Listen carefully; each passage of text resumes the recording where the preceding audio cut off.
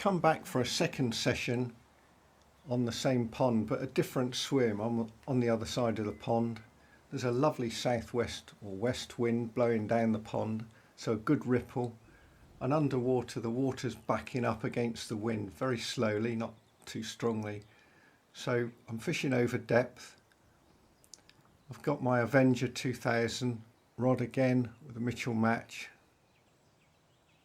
4-pound Daiwa Sensor, 0.15 hook link with a Tubrtini 808 size 12.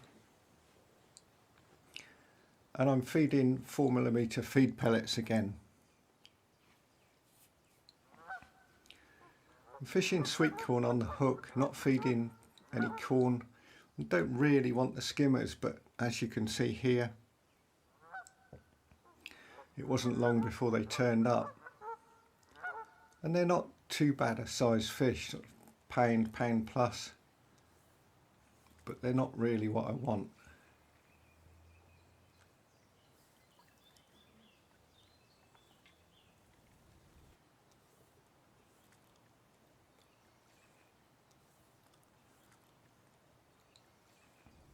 I was also picking up the odd small roach, nothing of any size at all, just a couple of ounces.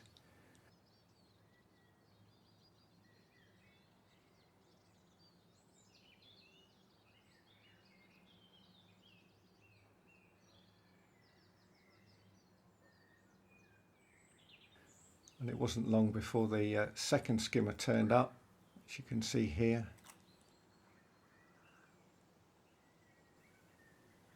They offer some resistance, but it's hardly a scrap.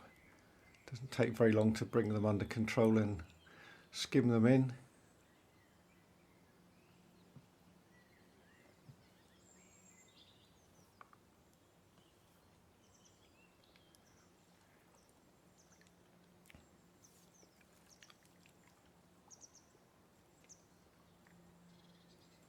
The float's a 12-inch homemade peacock waggler with a pole float tip, 2.5mm. I haven't cut a hole in the side of it, so it's just normal sensitivity.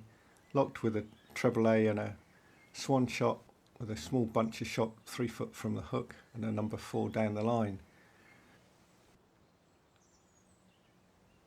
And as you can see here, I've suddenly hooked something much stronger. And what's happened is I've switched hook bait to pearl barley. I found some in my bait freezer that I'd cooked last summer. Didn't do any good with it at all, didn't get a bite on it. And I've just popped it in with the sweet corn, the frozen sweet corn I've cooked up for this session, just for 3 or 4 minutes, and that's brought it back to life. Normally you cook it for about an hour, very, very slow simmering, not boiling it, just boil it for 10 minutes and then simmer it for 50 minutes with barely any heat at all. And straight away I've hooked a nice tench, not a monster, but a very lively fish. And this swim's got snags here, there and everywhere. Round to my left we've got sunken willow bushes and roots. To my right there's lily pads, and very close in, as you'll see, I'll get into the water in a minute, there's 1 or 2 tree roots and bits and pieces there. I don't really want to try and bring the fish in very close because it may get snagged up there. So just stand in the water to get beyond those. And that's the first tench of the day.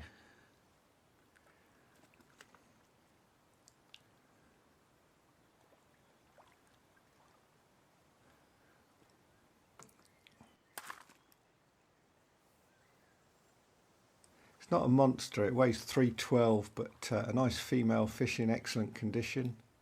Very nice to see. I thought that was a fluke catching that tench on pearl barley, so I went back to corn and I was soon back into the skimmers.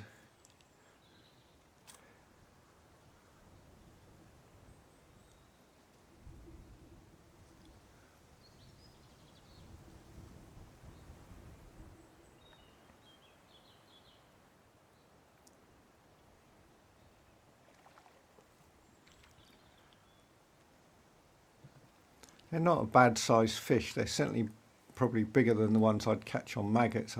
I think I'd catch them 5 times smaller if I was fishing maggots here. So it's not too bad catching them this size, but I still prefer the tench.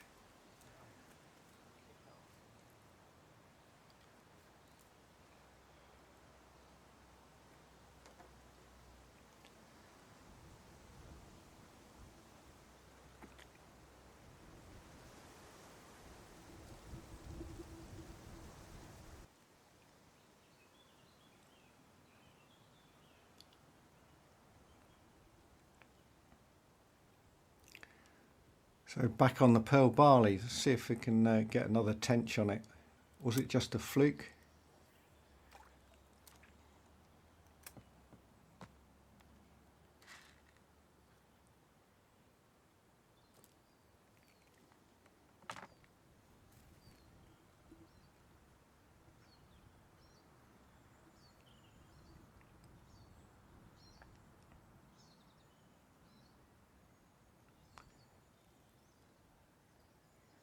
With tench it is a bit of a waiting game, and on this session there was no real signs of tench in the swim. There was no bubbles coming up. There's the odd fish rolling here and there.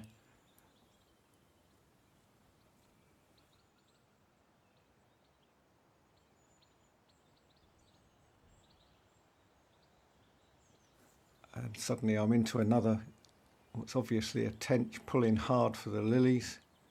I do my best to make sure they don't get right in there. Again, it's no monster, but it's certainly scrapping well.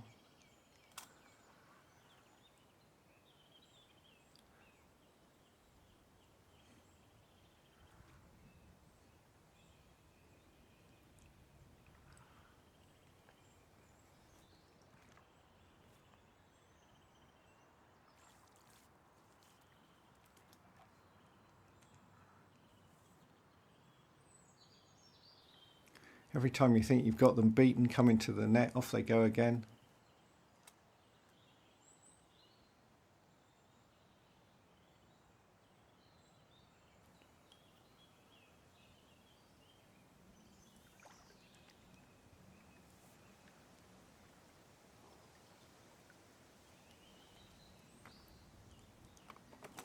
It's another female tench, a bit smaller than the first one, probably just about £3 or so.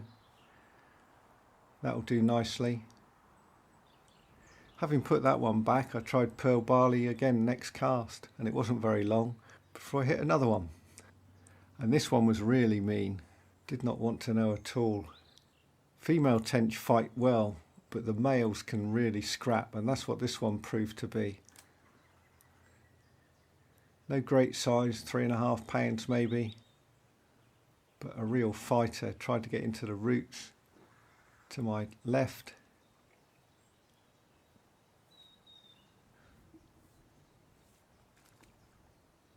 And even when I got it onto the top and half beaten, it was determined to dive and dive again.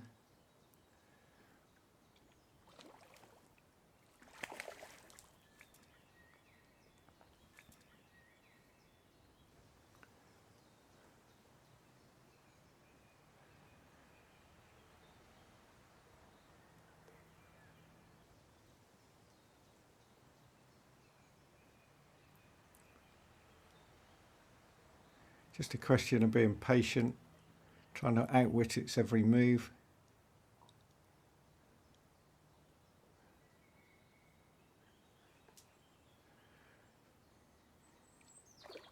This one does not want to come in the net.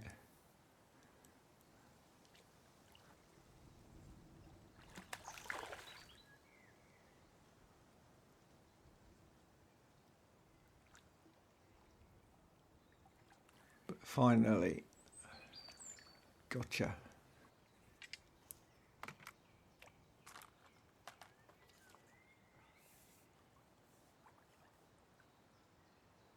So you see those great big pelvic fins.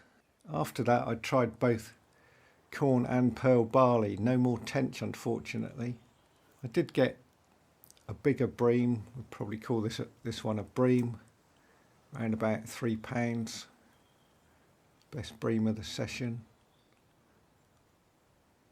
And 1 or 2 rudd did take the pearl barley. They were only tiddlers.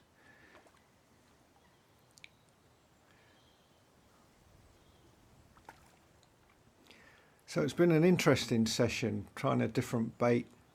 Since then I've fished there again, but not in one of the noted tench spots.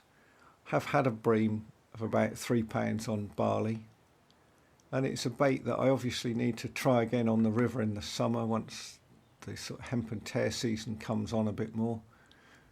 See if I can make it work. There's no reason why it shouldn't work on the river, and the person who put me onto it certainly swears by it.